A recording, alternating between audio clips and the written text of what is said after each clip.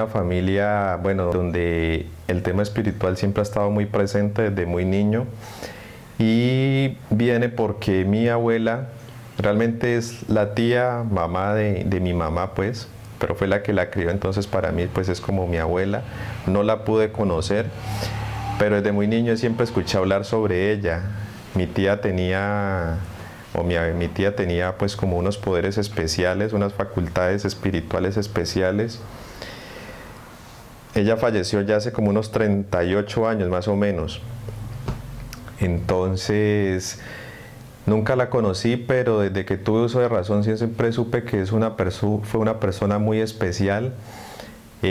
Mucha gente, gran parte podría yo decir que de aquí de Quilichao venía a hablar con ella y venía a utilizar pues sus servicios. Muchísima gente, incluso ella llevaba unos 25 años de fallecida y la gente todavía venía a preguntar si ella todavía estaba viva. Mi tía realmente lo que hacía, ella tenía como la facultad de recibir pues como espíritus, por así decirlo, en su cuerpo, y a través de ellos pues enviaba mensajes, tenía el poder de curación y siempre ayudaba a la gente en sus necesidades de forma positiva, es decir, utilizando la magia blanca. Jamás pues llegué a escuchar que hubiera utilizado la magia negra ni nada de ese tipo de cosas. Siempre utilizaba la magia blanca. De hecho, yo no creo que ella conociera lo que era pues la magia negra. Mucha gente no, escuché hablar de incluso alcaldes de aquí de Santander que lograron venir donde ella.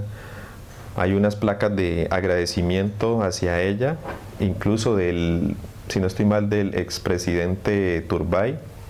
Julio César Turbay le mandó una placa en agradecimiento, no recuerdo en qué sentido lo ayudó, pero le mandó una placa en agradecimiento, y muchas otras familias más de aquí de Santander, de Colombia, del Cauca, gente de Chile y de otras partes también del mundo, también de verdad que la frecuentaban y le mandaban agradecer a ella. Mi tía se llamaba Irene Aguilar Loboa. Y bueno, también fue la que crió pues a mi mamá y a mi tía y a mis demás tíos. Ella nunca pues tuvo hijos, pero sí creó como a sus nietos como hijos.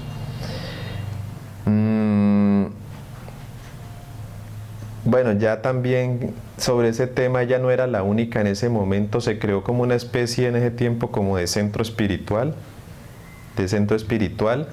y ella era una de las cabezas, digamos, del centro espiritual. Habían otras personas más que la acompañaban a ella.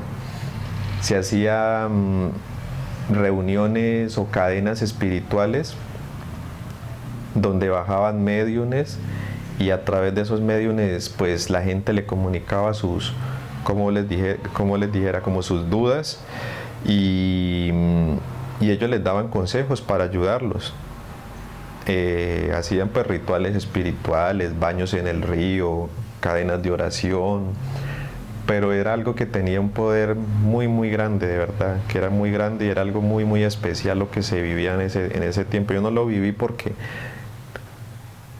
cuando yo nací ya ella había fallecido, pero ya, bueno, con el tiempo pues mi tía falleció bastante joven, como de 55 años me cuentan, y se siguió con el centro. El centro se llamaba Centro Espiritual Centro Saturno. No sé por qué nunca le pusieron el nombre, la verdad que no sé, pero el centro se llamaba así. Y cuando mi tía fallece, continuaron las reuniones espirituales aquí, se hacían siempre los domingos, y venía mucha gente. Ya pues con el pasar del tiempo fue empezando a venir menos gente, pero siempre venía mucha gente. Ya después de ese tiempo que mi tía fallece, continuó con esa labor, digamos, o con ese don mi tía Betty, que era pues también mi tía mamá. Mi tía también tenía una facultad que era espiritual, pues ella también continuó ayudando a la gente a través de la espiritualidad, la magia blanca y todo ese tipo de cosas, la oración.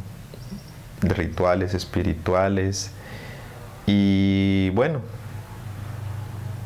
me tocó ver muchas cosas positivas, tanto positivas como negativas. Mucha gente le agradecía, no solo a la tía Irene, sino a mi tía Betty por todo lo que los ayudaba. Vinieron aquí también, hoy en día pues ya son exalcaldes de aquí de Santander.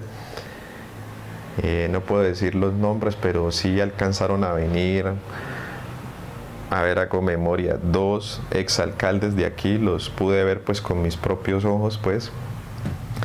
3, mentiras, fueron 3 los que vinieron aquí a pedir su ayuda, su colaboración, y lograron ser alcaldes de aquí, no solo aquí, también otro de Caloto, y yo creo que otros más por allí que se me escapan así como los nombres. Y siempre le agradecían mucho a ella. Ya cuando mi tía Betty continuó con su labor, venía también muchísima gente aquí, venía gente de Popayán, de Pasto. Hubo un momento donde venía demasiada gente, y la gente tenía tanta fe que no les importaba esperar hasta 4 y 5 horas aquí para que ella los pudiera atender y ayudarlos. Le tenían demasiada fe.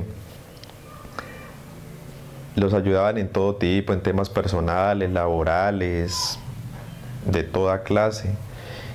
Y también mi tía, pues obviamente como manejaba la parte espiritual, también traían niños pues que tenían ojo y ese tipo de cosas. Ella pues los curaba y les servía pues de mucho. También traían muchas personas que tenían posesiones, pues se les había metido algún espíritu en especial. Y ella les colaboraba pues con toda esa parte, ayudando pues a retirarle los espíritus, que eso era una labor pues bien compleja, ¿no? Y que no cualquiera la puede hacer, y por eso digamos es ahí donde yo digo que esto es un tema que hay que saberlo manejar muy bien y que no se puede pues tratar como un juego, no tratarlo como un juego, porque pues esos temas son muy delicados, ¿no? Hay veces le tocaba a ella luchar bastante, digámoslo así, para retirar el espíritu maligno a la persona. Le tocaba que ella hacer muchas cosas, pues conjuros, rezos. Ya se basaba pues mucho en cosas que hacía la tía Irene y en libros que ella tenía para retirar como esos espíritus. Y habían espíritus, digamos, unos más buenos que otros muy malos o muy rebeldes, como a veces se les dicen cuando no se quiere retirar del cuerpo de la persona. Y ella le tocaba luchar bastante. Yo le colaboraba algunas veces en ese tipo de cosas. La verdad a mí no me daba miedo, pero tampoco me gustaba mucho ese tema. Siempre le tuve mucho respeto a eso. Y hay un caso así en particular que a mí pues se me quedó como muy marcado, y fue incluso de una niña que es vecina de aquí, pues del barrio, no sé si todavía vive aquí.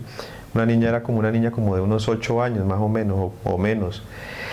Y la niña la habían llevado al hospital. La niña llegó aquí porque la llevaron al hospital, y un amigo aquí de la casa, muy amigo de la casa, es médico.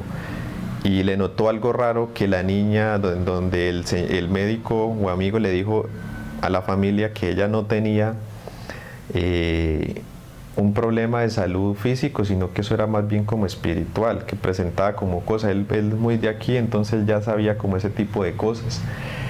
Entonces ya recomendó a mi tía, trajeron a la niña aquí a la casa, y la niña pues ya mi tía la vio y empezó con comportamientos raros y cosas así. Ya entonces mi tía le inició pues como los exorcismos. Más o menos le hizo como unos 2 o 3. La niña la trajeron aquí con la familia, y la niña contaba que hablaba mucho del oso Winnie Pooh, que el oso Winnie Pooh y que el oso Winnie Pooh. No sé la verdad quién era, bueno, mentira, no sé cómo se le había metido el espíritu a esa niña. Lo único cierto era que era un espíritu demasiadamente bajo, demasiadamente malo, pues por no decir pues el nombre, ya sabemos quién es.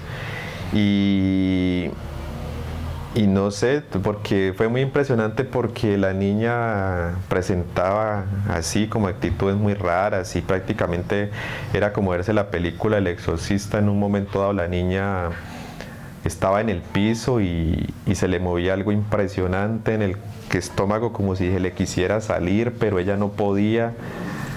Esa era una cosa horrible, y en un momento dado la niña se acostó estaba tirada en el piso y empezó a caminar dio un par de pasos como si fuera un alacrán, es decir, un cangrejo como hacia atrás, y cosas de ese tipo, y gritaba durísimo, y los pelos se le empezaron como a parar desde el piso de una forma que, uy, yo no sé, a mí se me quedó pues grabada esa experiencia, horrible, horrible, y finalmente mi tía no le pudo retirar el espíritu a esa niña. Y fue el único caso que yo vi que ella no pudo pues con ese trabajo, porque el espíritu era muy fuerte, pues era realmente, pues por lo que decíamos, era el demonio el que le había metido a esa niña. No sabemos qué es lo que... La única forma en que nos enteramos después que lo habían retirado era porque contrataron a un padre exorcista por Caldono, y ese padre sí vino hasta acá, ya era un padre exorcista, y ya fue el único que la pudo liberar.